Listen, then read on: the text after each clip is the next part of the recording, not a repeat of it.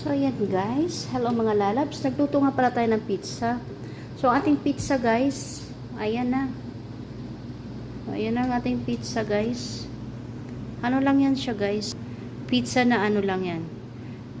Loaf bread. So, inano natin, nilagay natin dyan. 10 minutes lang.